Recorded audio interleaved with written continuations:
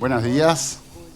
Es un gusto recibirlos aquí en la Sala Magnolio para el segundo encuentro de Desayunos Búsqueda, en este caso con un gran amigo de Búsqueda, que llegó a ser compañero de trabajo nuestro, además, Rodolfo Aroxarena, Aroxa. Como les había dicho ya en el anterior desayuno, esto va a ser un ciclo que va a durar todo el año. Vamos a hacer uno de estos desayunos por año. Estamos muy contentos con estos nuevos emprendimientos que estamos haciendo, así que es un gusto que formen parte de esto. La dinámica es una entrevista que le vamos a hacer a Rodolfo, pero antes de eso vamos a hacer una breve presentación de su currículum. Yo sé que todos ustedes saben perfectamente quiénes que tenemos aquí al lado, pero Silvana va a hacer un breve repaso por su carrera, que ya es bastante larga. Perdón que interrumpa, pero ¿se puede bajar un poco esa luz de confesionario que hay acá? Me siento en el departamento para 4. Mí mejor, totalmente. Sí, haceme el favor, no sé quién es el Ahí bajaron. Sí.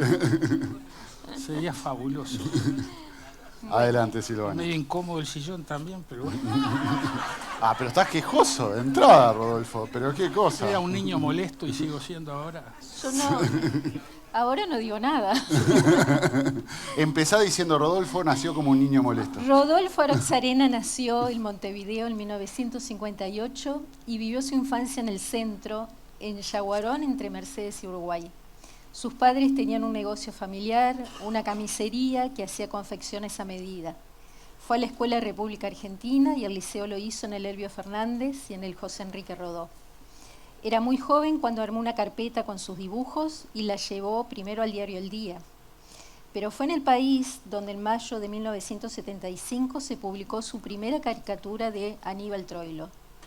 Desde entonces no paró de dibujar la realidad con humor, a veces con admiración o con sus dosis de sátira y maldad. Él no usa palabras, o más bien transforma las palabras en imágenes. Estuvo en El País 42 años hasta que lo despidieron en 2018. A principios de los 80 había trabajado también en Búsqueda y el diario Mundo Color. Desde que no está más en los medios, publica sus dibujos en Instagram. Por su trazo pasaron las figuras públicas más notorias, nacionales e internacionales, de todas las áreas sociales, pero sobre todo de la política. Sus obras se expusieron en Uruguay, Brasil, Estados Unidos, Australia y Europa. A mediados de los 80 comenzó a publicar sus libros. 2 se los dedicó a expresidentes. Dibujos al Pepe en 2019, con algunas de las caricaturas que hizo de José Mujica durante su mandato, y We Are Fantastic en 2021, una selección de caricaturas de Jorge Valle durante su presidencia, cuando el país se iba desmoronando por la crisis económica y financiera. En 2004, algunas caricaturas de Valle habían aparecido en Con los días contados, una crónica sobre la crisis financiera del 2002, narrada por Claudio Paulillo, exdirector de Búsqueda, fallecido en 2018. Ambos habían ido a la misma escuela y el destino los hizo periodistas, pero nunca se habían cruzado en redacciones. Entre medio de esas publicaciones sobre expresidentes apareció Crudo, un libro diferente sobre su visión de la sociedad uruguaya, o más precisamente sobre su identidad. Le gusta el tango, la milonga, el folclore, dibuja figuras del candombe y pinta caudillos silenciosos, que muy pronto expondrá en el Museo Nacional de Artes Visuales. Está casado con Magdalena hace más de 30 años, tiene 2 hijos, Andrés y Juan Martín, y 2 nietos que se llaman Tristán y Salvador. Bienvenido. Muchas gracias. Ese es Aroxa. Yo también quiero hacer una mención personal antes de entrar de lleno en la entrevista y recordar a 2 personas que forjaron el vínculo que hoy tengo con Rodolfo y que ya no están entre nosotros. Uno es Claudio Paulillo, que fue mencionado recién, el exdirector de Búsqueda, el gran Claudio Paulillo, para quien pido un gran aplauso, que nos presentó hace un tiempo, porque Rodolfo estaba con ganas de hacer un libro de Mujica, y yo le terminé haciendo de puente y terminamos forjando una muy linda amistad. Mujica además le terminó presentando el libro y estuvimos de de visitas. Y la segunda persona que quiero recordar es un amigo en común también, Carlos Rauscher, muy querido por nosotros, que también falleció y que también forjó mucho este vínculo. Y antes de empezar, quiero contarles una anécdota maravillosa al respecto. Una vez Rodolfo llamó a Carlos a su casa y le dijo que preparara algo rico de cenar porque iba a tener un invitado. Y Carlos, que le encantaba cocinar, se puso muy nervioso y cocinó algo maravilloso, como todo lo que cocinaba él, pero se puso muy, muy nervioso y no sabía qué estaba pasando y llamaba. Llegó a la descompostura. Llegó a la descompostura, literalmente. Literalmente. Y cerca de las 9 de la noche, Rodolfo tocó el timbre solo, porque tuvo cuidado de que no se enterara quién era ese invitado. Le pidió al invitado que esperara en el auto y tocó solo. Y Carlos le dijo, pero viniste vos solo, ¿qué pasó? Y después del auto bajó Jorge Valle. Y Jorge Valle entró a la casa y tuvieron una muy linda cena que Carlos recordó hasta sus últimos días. Así que antes de ingresar en la charla quería recordar a esos dos grandes valores, Claudio Paulillo y Carlos Rauscher, que tanto han significado para nosotros, así que están presentes aquí entre nosotros. Muchas gracias por la memoria. Muy bien, y empecemos, Rodolfo, empecemos. Empecemos. ¿Estás cómodo? No. No. Estoy acá sentado en el pretil ahí medio. Parezco Humpty Dumpty. Huevo ahí. Está muy bien, por eso. Sí, eso todo de gusto, eso todo de gusto. Vos, es estrategia, claro. Esto, pero bueno. Vamos con la infancia. ¿Qué te despertaba más curiosidad cuando eras un niño? Hay que contestar eso. Sí, así, para romper el hielo. A ver, como dijo recién Silvana, yo me crié en un ámbito laboral donde mis padres tenían un negocio y un taller de camisas de medida. Eso significó para mí ver un desfile permanente de gente especial. Porque la gente con que se formas hace, extrañas. La gente que hace, por lo menos que se hacía, hoy día yo no conozco como antes, gente que se haga ropa, específicamente camisas de medida. La gente que se hace camisas de medida es gente rara. Digo, por una razón. Convenimos que nuestro medio es un medio que se especializa en hacernos a todos sentirnos deformes, ¿no? Y vos te especializás en marcar esas deformidades. Pero entonces bueno. yo vi mucha gente extraña que pasaba por ahí y observaba que mi madre, mientras mi padre tomaba las medidas o a la inversa, anotaban lo que veían en ese cliente, ese modelo que iba. Por ejemplo, abdomen prominente, hombro izquierdo caído, espalda cargada, mangas largas. Yo todo eso lo fui observando porque era evidentemente la jerga que tenía el oficio y donde anotaban en un libro, que cuando me hice un poquito más grande, en un cajoncito, yo me subía para llegar a ese libro, que era un libro que había enorme, tipo como los que usan los sastres, con el nombre del cliente, y me iban cantando las medidas. Y yo creo que fue ahí donde empecé a percibir algo que no me imaginé que eso iba a asignar mi vida, ¿no? O sea, empezaste a mirar los detalles de los rostros y de los cuerpos ya desde niño. Me encanta. Sos un gran observador, siempre fuiste un gran observador. Yo diría que molesto, ¿no? ¿Un observador molesto? Sí. Me han dicho muchas veces, no mires así. O sea, me estás mirando y ya estás imaginando mi caricatura. El tema es que digo, esto es muy personal, ¿no? No me gusta hablar en nombre de mis colegas porque sí hay una falta total de... Pero es genérico un poco. Los que nos abocamos a esto, decodificamos sistemáticamente todo en imágenes. Es decir, el común de la gente es literal.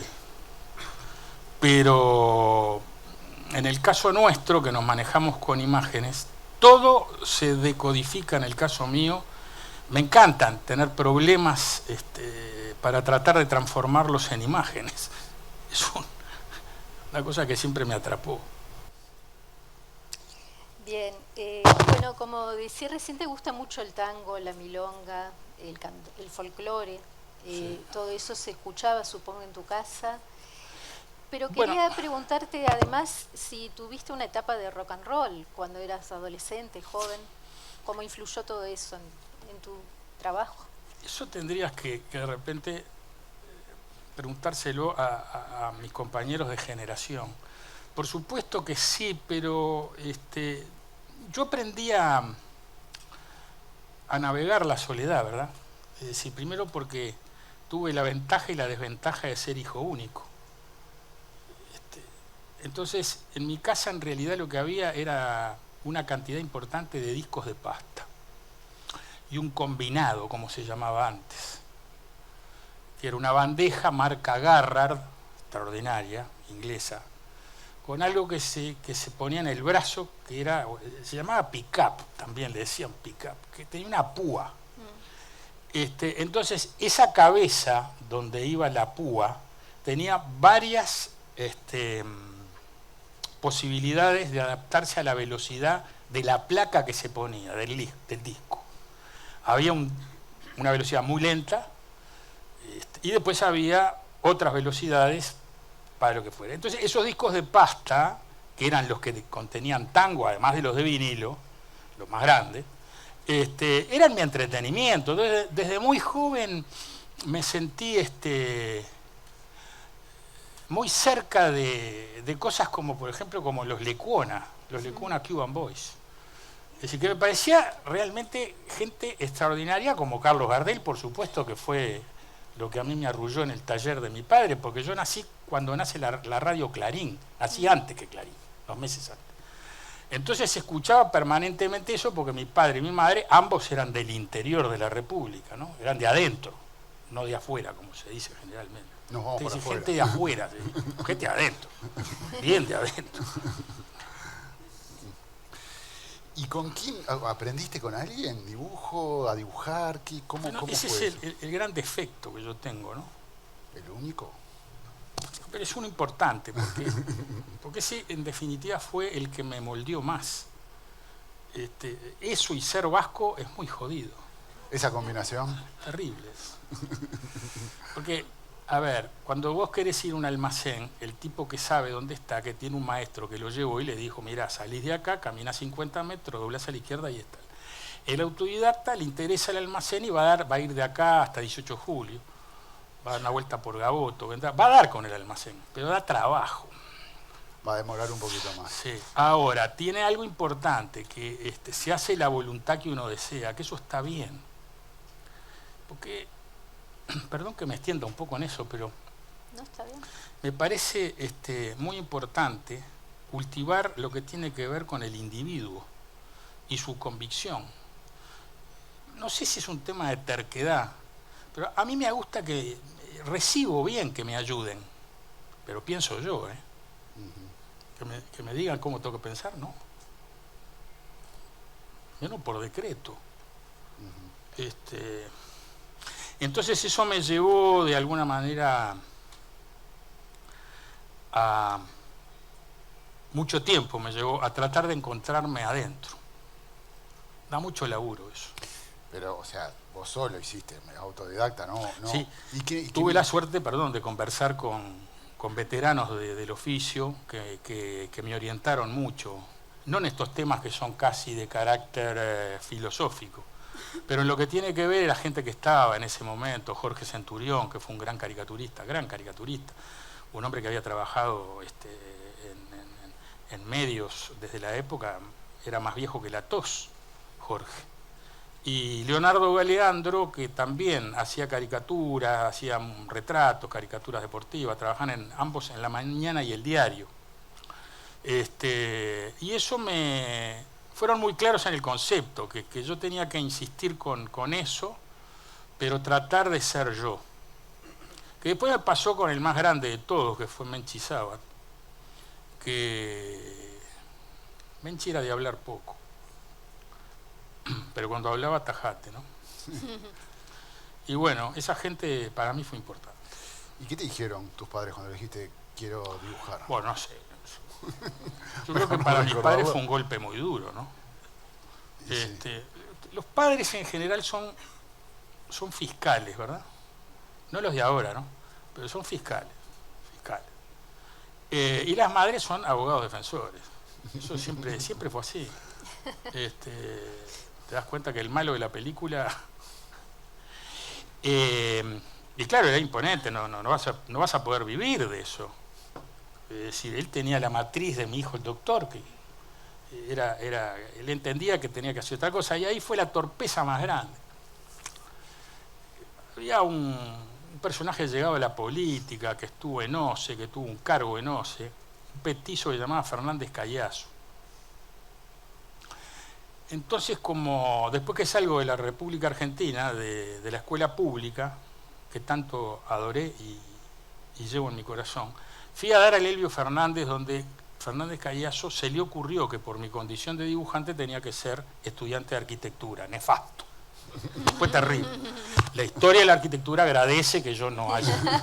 No, lo digo porque entonces, bueno, ahí empecé, hice preparatorios, entraba a las materias que quería, a las que no quería no. Así me fue. Y después entendí que quizá la vocación mía era de Derecho. Y ahí me fui al Liceo Rodó y revalidé algunas materias. Y yo ya trabajaba en esa época en prensa, ya era mayor de edad porque entré muy joven. Y en esa instancia tengo la mala suerte, mi viejo se murió en un accidente de auto, y a los 3 meses de la muerte de mi viejo, me invita el gobierno alemán para ir a Alemania junto con 3 colegas más, 2 brasileños y otro uruguayo que iba como argentino, que era Sabat.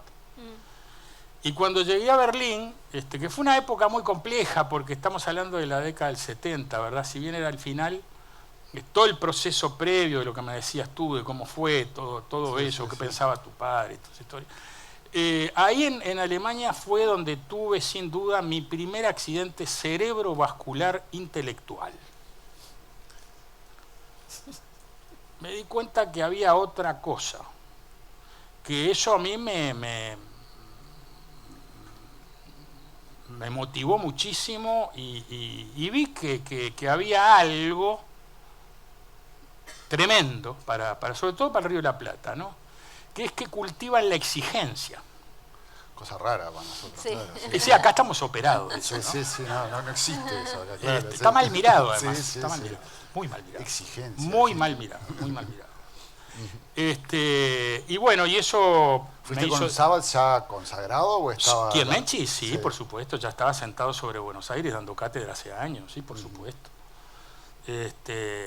Pero claro, yo era muy joven, tenía 21 años, yo Claro. todos mayores, Menchi quería ir a ver jazz, los brasileños querían salir de joda, y yo estaba en el medio ahí, que por un lado Menchi me protegía, porque me decía, vos no tenés que salir con esta gente, quedate acá. Un embole, ¿no? Entonces, bueno, pero de alguna manera me sirvió para después irme de ahí y recorrer el resto de los países que tenía a tiro. Llegué hasta Egipto, que pasé bárbaro. En Egipto pasé bárbaro. Y bueno, iba mirando los tipos que dibujaban en esa época, y ahí aprendí una cosa más también, dentro de las tantas que uno va aprendiendo, porque uno va viviendo y todos los días aprende, que es que cada país y cada medio de prensa grande tienen su propio caricaturista, que dibujan la realidad de lo que les toca. Claro, son medios enormes, pasan muchas cosas. Sí, Acá pasa de todo también, ahora pasa de todo. Todo pasa, aparece gente picada adentro de un contenedor, una cabeza adentro de una bolsa, pasa de todo, falopa, pasa de todo. Pero es otra cosa porque somos muy, muy pequeños, ¿no? Entonces, ahí me di cuenta de que era necesario que me centrara en un lugar, apuntara, tuviera un foco concreto, y ahí fue donde dije, pero con todo este material extraordinario que nos dan los políticos, se me hacía agua la boca, porque realmente claro, uno hay que ponerse en aquella época, Estamos hablando de dictadura en Uruguay, ¿no? Claro, además había una cosa como un fantasma con el Wilson, ¿no? Se sentía hablar de Wilson. Yo estaba en un diario que era comercialmente blanco. Yo siempre establecí eso. Comercialmente blanco, ¿qué claro, significa y eso? una empresa comercial antes que nada, con un cerno, digamos, de una página muy nacionalista, muy blanca. Y claro, no me era fácil trabajar, más allá de que en esa época tuve la suerte de tener colegas de prensa extraordinarios, que a uno lo iban nutriendo, es decir, no era changa tener al lado a Jorge Abondanza, un tipo que nació con una pluma como prolongación del dedo, escribía fantástico. Homero Alsina Tevené, que era insoportable, por suerte, ¿no? Bueno, y así una cantidad de amigos que hice de una redacción, vi muchas redacciones, vi pasar mucha gente. La de búsqueda incluida, pero poco. Sí, por supuesto, claro. Y que era una redacción bastante entrañable, por un tema de escala. Chiquita. Era como la orquesta de Osvaldo Pugliese. Uno en esa época veía que los que había laburaban de verdad. Usted que la orquesta de Pugliese meten, ¿no? No tocan de parrilla. Y lo otro, bueno, era un gran buque, el país era un gran buque de gente que me dejó enseñanza, gente memorable, te diré, y un lote de olvidables. Yo quería ir un poquitito para atrás y en esa primera carpeta que armaste, que Sí. dijiste el diario El Día, Sí, primero. por cercanía, porque yo vivía a 2 cuadras del día. Bien. Claro, De vago, ¿no? ¿sabes que eso pasaba mucho en nuestro país, verdad? Que la gente de un lugar trataba de trabajar en el entorno de lo que había, pasaba en las fábricas. Yo tenía diarios, tenía el BP Color, tenía El País, pero a mí El País me tiraba no por una cuestión estrictamente de ideología. Yo nunca estuve afiliado absolutamente a ningún sector político y entonces paso por enamoramientos y desenamoramientos. Es una cosa... Sos medio anarco vos. Pero un anarco de corazón. Digamos, soy una etarra del amor. Es decir, no agredo, la violencia me... Pero en esa época tenía el día, tiro ahí, pero era tan aburrido, tan aburrido. Cuando entré en la redacción dije, esto no es para mí, era una cueva. Además le decían La Caverna, en aquella época le decían La Caverna. Y cuando vi que El País era el más moderno, porque además tenía personajes muy queridos para mí, pero muy queridos, con un sentido del humor infernal. Daniel Jeck era un fenómeno, Lalo Jeck, un hombre finísimo, el arquitecto que fue como mi segundo padre, ¿verdad? Con quien voy a estar agradecido siempre. Y Cogile, que era un espectáculo, ¿no? Carlos Jeck era como un circo ambulante, era una cosa, tenía todo, ¿no? Aguas danzantes, todo. Enano, arriba de caballo, un infierno. Eran 3 hermanos fabulosos, los del diario, porque después había 2 más, 3 más, una mujer y 2 varones más. Pero los que estaban en el diario, era otra época. Y bueno, ahí tiré el ancla, cosa que los jóvenes hoy no quieren. Eso del lado de, con los que trabajaste los años, pero ¿cómo reaccionaba el mundo político? Bueno, en ese momento de dictadura. Era bravo, ¿no? O sea, ¿cómo te llevabas con eso? ¿Muchas presiones? ¿Cómo...? Más bien lo que había era mucha autocensura, porque la idea era no patear el clavo de punta. Los que estaban con los cargos intermedios ahí se cuidaban mucho, porque yo era un peligro. Sí. Seguí siendo y cuando digo que era un peligro era porque controlaban lo que yo hacía. Pero era difícil. Recuerdo que en esa época había un comandante en jefe que iba a hacerse las camisas al local de mi madre. Porque en esa época mi padre había fallecido. ¿Y tu madre siguió con el local de las camisas? Mi madre siguió, sí. Bueno, la verdad que una mujer increíble. Increíble. Y entonces le pregunta a mi madre de la manera más ingenua a este hombre, le pregunta si realmente había algún tipo de problema en hacer caricaturas. Y el tipo automáticamente le dijo, ¿quién le dijo eso? Entonces dijo, no, porque mi hijo trabaja así, asá. No hay ningún problema. Él lo que tiene que hacer es mandar el dibujo previamente para que se vea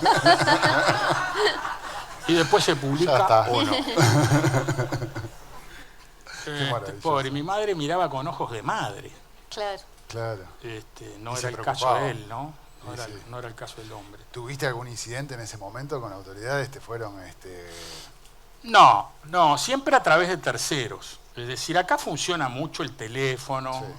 Ahora se cuidan un poco más. Antes lo que hacían era tratar de no dejar rastros, ¿verdad?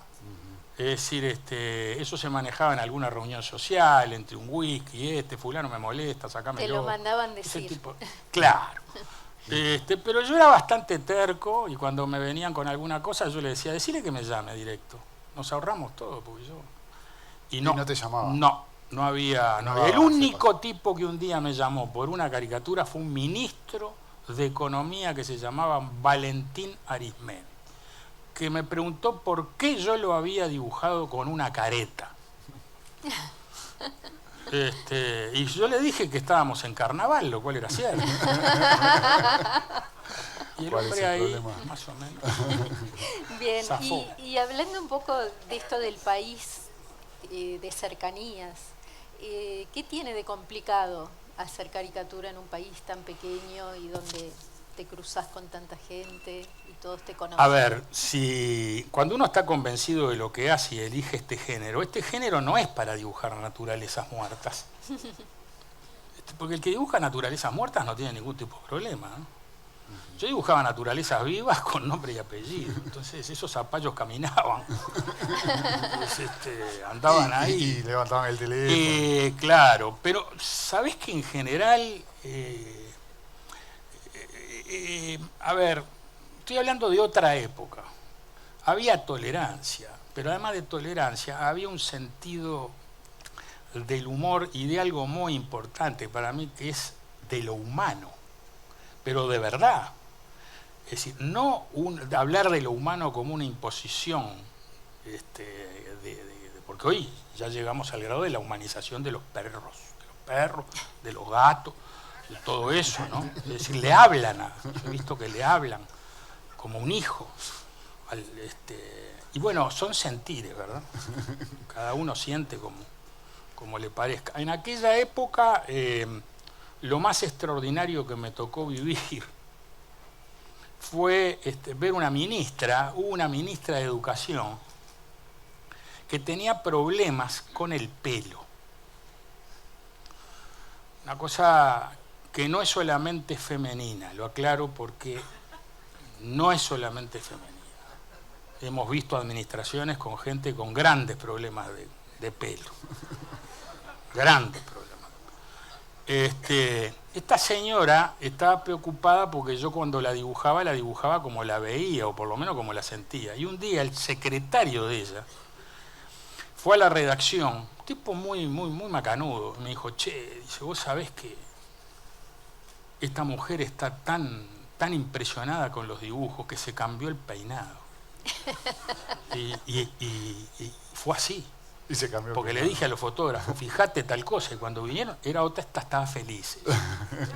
Yo no la dibujaba, lo cual no era mi intención herirla, porque por supuesto siempre digo que si herí la susceptibilidad de alguien dentro de lo que tiene que ver con la justificación, que se sientan invadidos por algo, yo pido la disculpa, ¿no? Sí. Pero lo que pasa es que no puedo con mi condición. Y con la restauración democrática, ahí empezaste, otra etapa. Otra etapa. ¿Las llamadas siguieron? ¿Las presiones siguieron? ¿La gente se molestaba? Siempre el modus operandi es el mismo. No dejo rastro. Me acuerdo que en Democracia tuve otro episodio muy gracioso en la Embajada de Venezuela, antes que pasara todo el espanto ¿no? Y antes la época pre-Chávez. Sí, antes Chávez. Entonces estábamos en una reunión, señor, un whisky, pim, pum, ahí estábamos en la rueda, estaba Jorge Otero Menéndez, tipo muy afable, el Gordo García Robles, Hugo, que era un gastrónomo comilfó, y un ex comandante en jefe. Y me quedo ahí, no me esperen. No va a llegar. Entonces presentan, ¿no? Me dice, no sé si conoces a fulano. Sí, dijo el hombre, me dio la mano. sus dibujos son bravos, ¿eh? Entonces yo le pregunté, le digo, pero ¿y por qué son bravos? Y sus dibujos son bravos. Y le digo, pero dígame una cosa, comandante, ¿usted conoce algún caricaturista que haya dado un golpe de Estado? Y ahí el gordo García Robles me agarró el brazo y me dijo, no tiene sentido del humor, vení. Me fue la mierda. Una cosa rara. Una cosa rara. ¿Y hubo en alguna oportunidad que te haya, porque como muy bien decís, y te conozco bien, sos muy vasco y sos terco y te enojás y... ¿Hubo gente que dejaste de dibujar? Y para no generarle más dolores de cabeza, por piedad, ¿no? Porque hay gente que se quejaba, que mandaba cartas. Te mandaban cartas. Sí, también. sí, el epistolario es fabuloso. Cartas. Sí, yo he subido algunos ¿Vos a guardás Instagram. un epistolario? Sí, claro, por que en supuesto, algún momento de todo pelo. Queremos que lo Sí. publiques. Eso está en Instagram. Pero yo no sé si vale mucho publicar eso y volver al pasado, porque no tiene solución. Por lo bueno y por lo malo, el pasado es pasado. Es decir, eso creo que es un tema que nos atañe a todos. Hay como, está bueno, el pasado sirve para algo que es lo único que sirve, que es tratar de sacar lo bueno de lo bueno. Pero lo otro, ¿y qué vamos a hacer? Ya nació la criatura, ¿qué querés? Sí, Volverlo sí, para adentro, digo, no hay posibilidad. Pero ahí, ¿cómo lo manejabas también? No internamente? contestaba las cartas. No contestabas. No. No porque era imposible, porque ¿qué es lo que pasa, no? Como veo acá un salpicón interesante, caramelo surtido, ya hay varios políticos. Se agradezco. Hay un tema que tiene que ver con que la caricatura y la política son antagónicas. Se complementan y tienen que existir los dos en democracia. Y aclaro esto porque es fundamental que las dos cosas tienen que existir en democracia, porque la dictadura no tiene sentido del humor. Por eso cuando viene un régimen autoritario, despótico, totalitario, que eso es como un tsunami que arrasa con todo, lo primero que atacan es el humor, es el fusible, porque le tienen pánico al ridículo. Es un arma poderosísima que hay que tener la responsabilidad de cómo manejarla. Entonces, en democracia es bárbaro, yo no quiero volver a pasar, bueno, ya a esta altura estoy retirado, además no ejerzo más, no estoy en eso, pero dibujar en dictadura es muy embromado.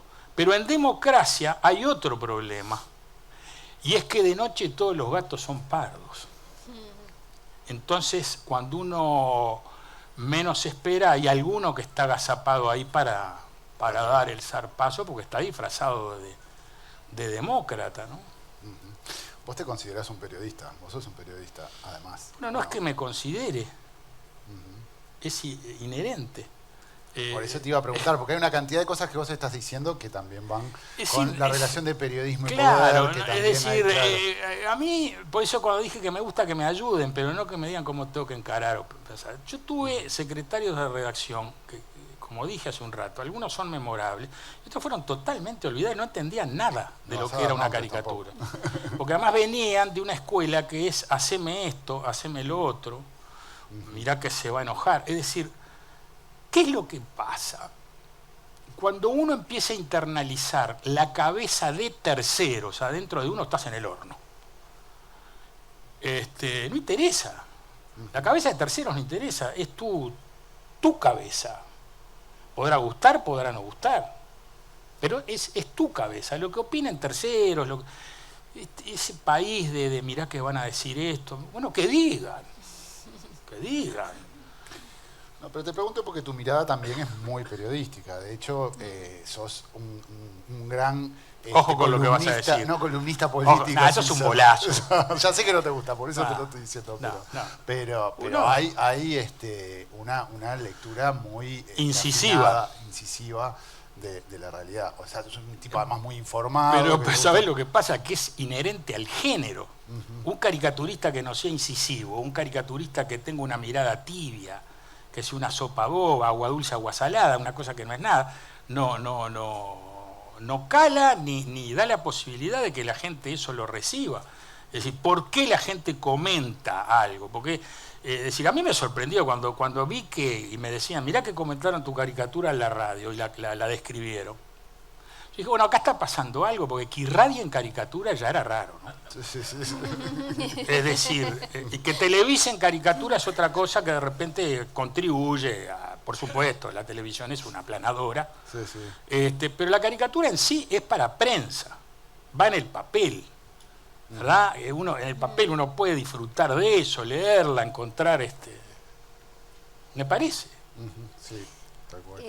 ¿Pensás que en el arte, en la caricatura, por ejemplo, está ganada la batalla de lo políticamente correcto? ¿O es Caricaturista políticamente correcto no existe. No es caricaturista. Es una persona que practica la anamorfosis, para los que de repente no saben lo que es la deformación de una cosa. No hay una mirada crítica ni un retrato psicológico del personaje. Caricaturistas está lleno, no todos los caricaturistas tienen o alcanzan de alguna manera a través de su enfoque, su trazo, no alcanzan a que eso sea una actividad artística, sino que es otra cosa. Pero no hay por qué ofenderse cuando se habla de la caricatura que no forma parte del arte, algún tipo de caricatura. Hay otras que sí, porque hay elementos que en la caricatura se pueden desarrollar con la economía, por ejemplo, de líneas para pescar un modelo. Es fabuloso el sentimiento interno que uno disfruta viendo de repente cómo uno se da cuenta que le pescó algo al modelo. Y hay veces que le errás de acá a Nairobi, ¿no? Y cuando le pegás queda también, ¿no? Porque hay una cantidad de cosas que trascienden. Tiene su gratificación, Sí. Totalmente. Hablando de lo políticamente correcto, hace poco tuviste un episodio con Instagram. Te bajaron una caricatura. ¿Cómo ves toda esa movida? Y eso es medio como monstruoso. Para los que no saben, es un hizo tema una global, caricatura de Cristina Kirchner. Y se la bajaron en Instagram porque decía que incitaba al odio y a la violencia. Claro. Eso fue producto de una delación, es evidente, siempre hay militantes. Todos los sectores políticos tienen militantes, algunos que son militantes terminales, otros que son simpatizantes, pero siempre el terminal es un tipo que lleva eso, del sector que sea. Eso, nosotros miramos siempre la Argentina porque es un poco el referente para copiar lo malo. Es un referente para copiar lo malo. A mí me gustaría que fuera un referente para copiar lo bueno.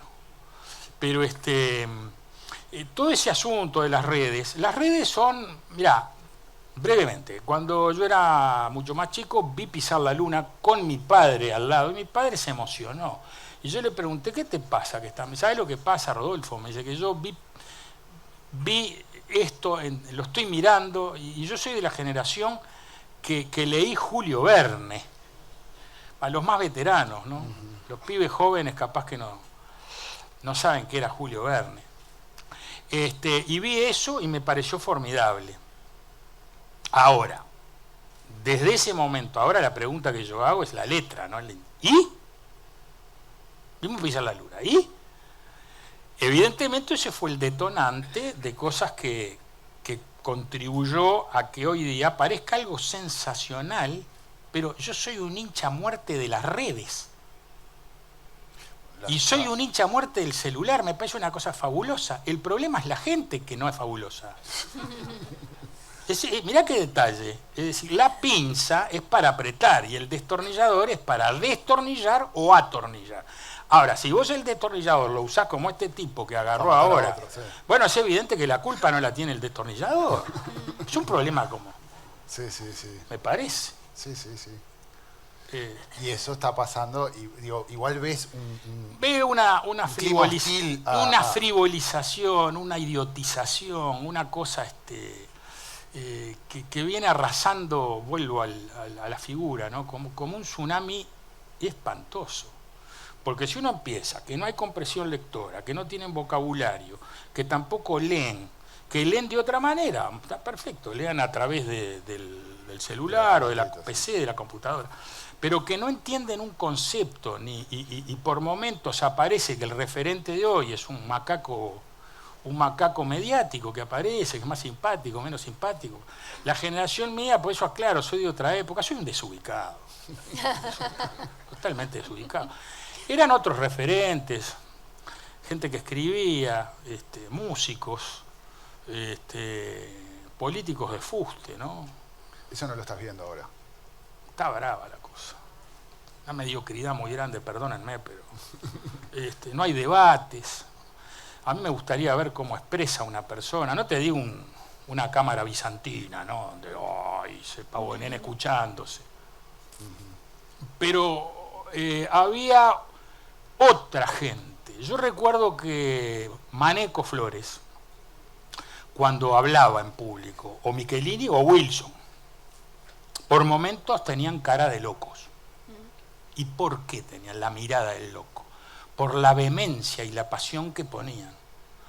Hoy son tomates. Tomates viejos. Ahí. Entonces, de ahí no. Y digo, ojo, no estoy generalizando, es lo que uno ve. Hay gente que es muy valiosa, siempre lo aclaro, porque este es un país que hay que aclarar siempre que hay excepciones. Cuidado, como pisarle los callos a la nona. No. Qué maravilloso cómo pensás en imágenes. Sí. O sea, son los tomates y la caricatura. Ahora, ¿hubieras tenido un problema entonces si siguieras ejerciendo en este momento? Yo no sé si tendría problemas, pero me parece que es un alivio que yo no esté dibujando. Está muy bien. Bueno, vamos a pasar más al área de la cultura y a las figuras que hiciste de la cultura, ¿no? Por ejemplo, una fue Gardel, es tu figura del tango. Sí, eso es verdad. preferida. Eso lo pude hacer justamente por lo que mencioné hace unos minutos atrás de los 3 hermanos Jack.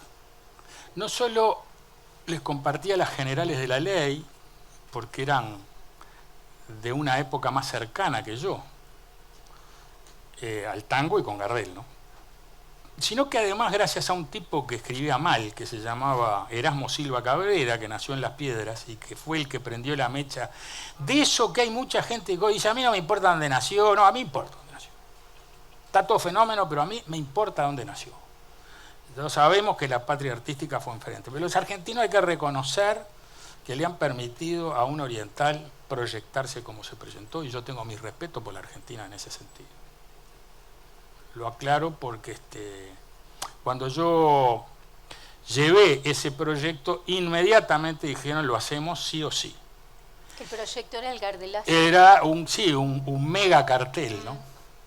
En el medio del campo, en Tacuarembó, porque como no podía hacer un dibujo de Elvis Presley en Memphis, dije, es lo que tengo.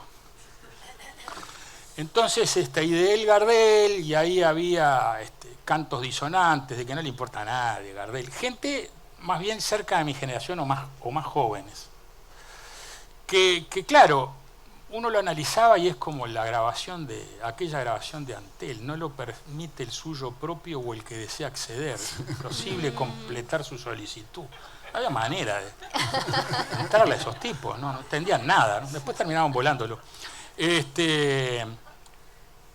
Y me pareció un aporte interesante del punto de vista que yo no lo veía como una propaganda cuadrada del punto de vista de vender un producto. Porque la frase que a mí se me ocurrió, que era bienvenidos a El País de Gardel, era una cosa preciosa inclusive para los paisanos de la zona. Claro.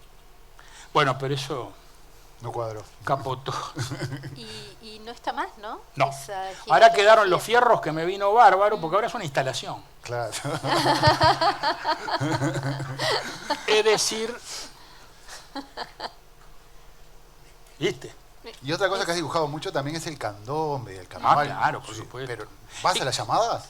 No, ahora ya no, es imposible. No vas. No, ahora no puedo. Tengo que ir con pañales ahora. Si no hay ni un baño para ir, ¿a dónde vas a ir? Pero eras de frecuentar esos. Frecuenté y desfilé en las llamadas cuando era joven. Eso era en plena dictadura. Fui partícipe de un horror que hicieron, que fue trasladar la llamada a 18 de julio, que era espantoso. Era espantoso. ¿Tocabas el tambor? Sí, por supuesto. No, de bailarina nunca salí. Por la duda. Pues. Está muy bien, está Sí. muy bien. Y estás preparando una muestra que se llama El silencio de los caudillos. Sí, sí, en un principio se iba a llamar El silencio de los caudillos, pero ahora se llama Caudillos y Silencio. Bien. Porque son dos series que empecé a hacer hace años, producto de que yo me gané la vida trabajando en lo que ya conocen y hemos hablado acá, me gané la vida con eso, pero nunca fue un fin en sí mismo más allá de la enorme vocación que yo tuve. Pero eso me quitaba tiempo para largarme a pintar. Por eso hay algunos cuadros que empecé a pintar caricaturas hasta que muy tempranamente me di cuenta que no tenía sentido para mí pintar caricaturas. Por más que fueran buenas caricaturas, no me sentía representado como de acá. Y está muy bien, pero sí. Y entonces se me ocurrió volcarme, así como con el Candombe, con Gardel, con los políticos de acá. He hecho caricatura internacional, por supuesto, uno está más lejos de sentirle y tomarle el pulso a lo que es nuestro, ¿no? Y me puse a pintar el sentimiento profundo de lo que yo entendía que tenía que hacer, y de eso se trata. Así que el 2 de junio, ya que está el director del Museo Nacional de Artes Visuales, el 2 de junio está comprometido y los que están acá están todos invitados. Bien. Y en referencia a eso, y también a las caricaturas, ¿te gusta conocer a las... ¿cómo? Los caudillos obviamente no los conociste, pero ¿investigás un poco antes sobre ellos? O sea, sobre ¿me estás hablando de...? No, hablando de los caudillos, por ejemplo, lo que vos son retratos y metazos, o vos... No, eso fue un producto de... Yo anduve mucho afuera, tuve la suerte de andar mucho por amigos que tenían campo. Yo el único campo que tengo es el disco de Fabini. Pero anduve mucho porque me siento muy arraigado, me da mucha paz el campo. Disfruto mucho del amanecer. El amanecer es algo fabuloso.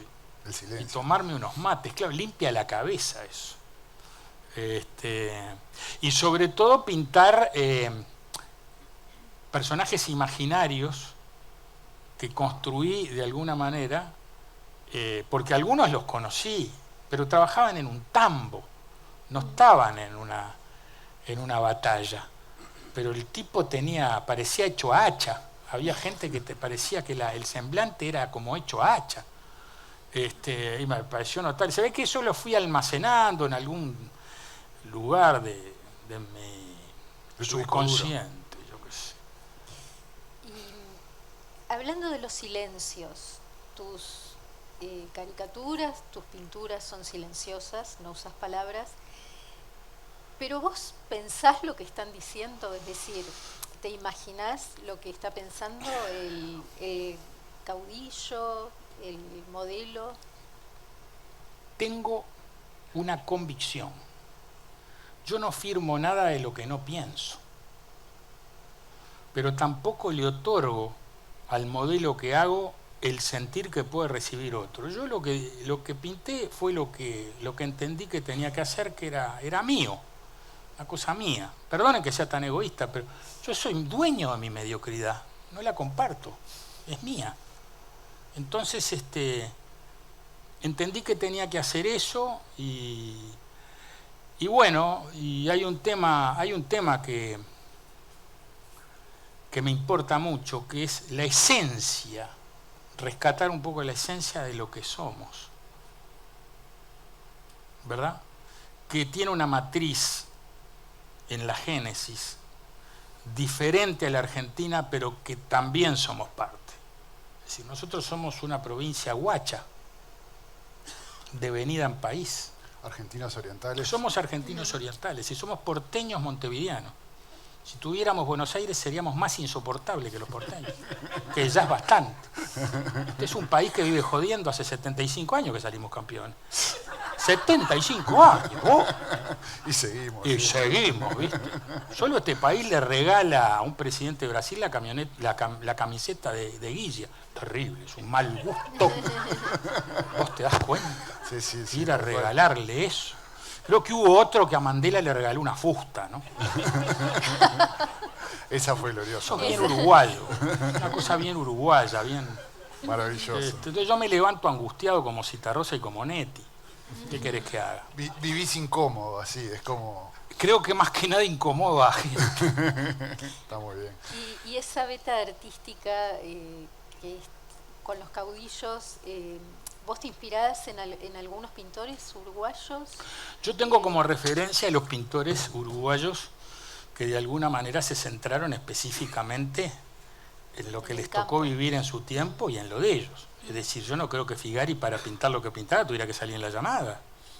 Escuché un pintor que decía que para pintar campo hay que vivir en el campo, es una locura, absolutamente.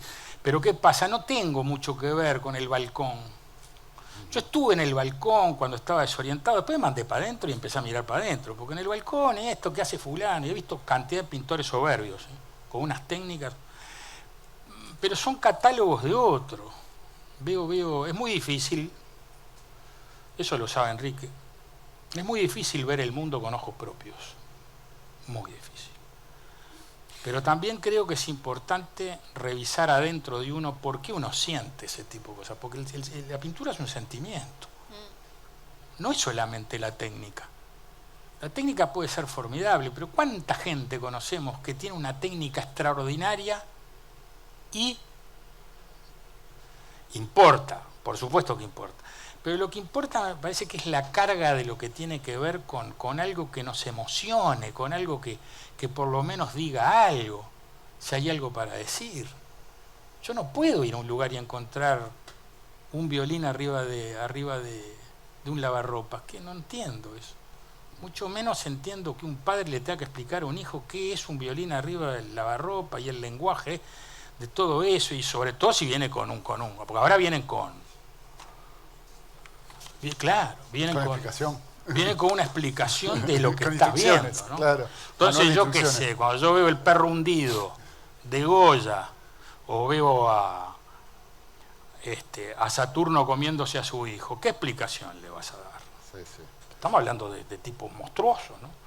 Pero en ese sentido soy un poco cuadrado, digo, soy un desubicado. Muy bien. Antes de terminar, dos cuestiones, Rodolfo. La primera, el próximo Desayuno Búsqueda es con dos expresidentes que van a compartir escenario aquí juntos, que son José Mujica y Julio María Sanguinetti. ¿Qué les preguntarías? A modo humorístico, igual. ¿No se quieren tirar a presidentes? ¿Entendés? ¿Qué les voy a preguntar?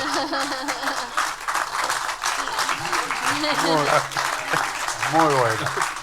Y la segunda, para terminar, es un regalito que te hacemos por los 50 años de búsqueda. Esto es un sello conmemorativo que sacamos. Y como los desayunos son conmemorando los 50 años, queremos hacerte muchísimas gracias. Este regalito y decirte que fue un gusto compartir esta mañana contigo. Muchas gracias. Muchas gracias a ustedes. Gracias. Muchas gracias. Muchas gracias.